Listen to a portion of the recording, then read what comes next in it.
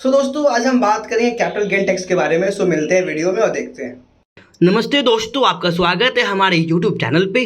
आज हम आपको बताएंगे कैपिटल गेन टैक्स के बारे में। अगर आप प्रॉपर्टी या स्टॉक बेचते हैं और उससे कुछ प्रॉफिट कमा रहे हैं तो आपको कैपिटल गेन टैक्स भरना पड़ सकता है। तो चलिए इस टॉपिक को डिटेल में समझते हैं। तो दोस्तों सबसे पहले हमें समझना होगा कि कैपिटल गेन टैक्स क्या होता है।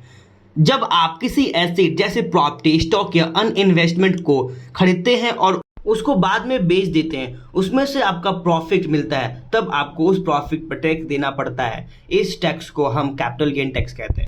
तो दोस्तों अब हम देखते हैं कैपिटल गेन टैक्स का कैलकुलेशन कैसे होता है। इसके लिए आपको पहले एसेट को परचेज प्राइस और सेलिंग प्राइस के साथ कंपेयर करना होता है।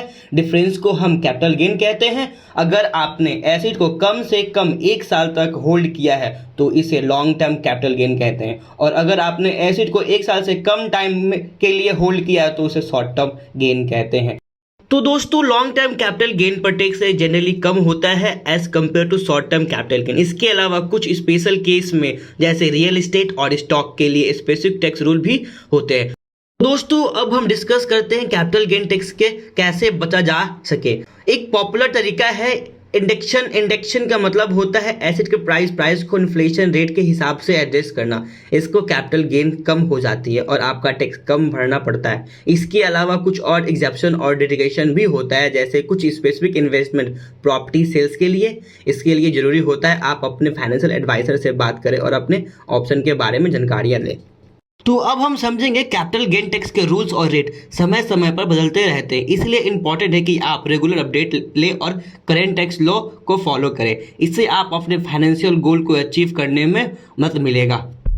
तो दोस्तों आज हमने देखा कि कैपिटल गेन टैक्स क्या होता है और इसे बेचने के कुछ तरीके। मैं उम्मीद करता हूं कि आपको यह वीडियो इन्फॉर्मेटिव लगी होगी। अगर आपको और जानकारी चाहिए तो कमेंट सेक्शन में हमसे पूछ सकते हैं, और अगर आपको ये वीडियो पसंद है तो इसे लाइक कर सकते हैं। और अगर आपने अभी तक अपना डीमैट अकाउंट नहीं खोला है तो मैंने डिस्क्रिप्शन में लिंक डाल रखा है, जाइए और अपने डीमैट अकाउंट खोलिए फ्री में विथ एंजल वन के साथ।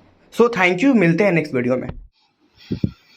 गाइस चलिए देखते हैं एंजल वन पे ऑर्डर कैसे प्लेस करते हैं।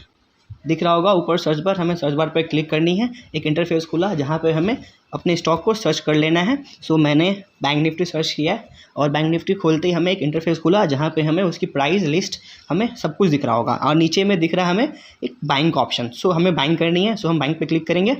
और देन एक इंटरफेस खुला जहाँ पे हमें कैरी फॉरवर्ड और इंट्राडे दिख रहा है। कैरी फॉरवर्ड वो होता है जब हम एक स्टॉक को 1 से ज़्यादा दिन तक रखते हैं, और इंट्राडे आज खरीदे आज ही बेच दिए, ठीक। देन हमें दिख रहा है लॉट साइज वो होता है स्टॉक का साइज जितना हम स्टॉक बाइंग करना चाहते हैं, ओके। देन हम देख रहे हैं limit and market price. Limit होता है जब भी एक स्टॉक की एक लिमिट प्राइस पे खरीदते हैं, ठीक है। और मार्केट प्राइस, जैसे मार्केट में जो प्राइस चल रहा है उसी पे ले लेंगे, ठीक है। और लिमिट में हम अपने स्पेसिफिक प्राइस पे डील करेंगे, ओके। देन हमें अभी बाइंग करनी है तो पहले हम अपनी लॉट साइज डाल देंगे, ठीक। हमें प्राइस दिख रहा है, देन इसे बाइंग पे क्लिक करेंगे और इसे हम कन्फर्म करेंगे, okay. Thank you so much.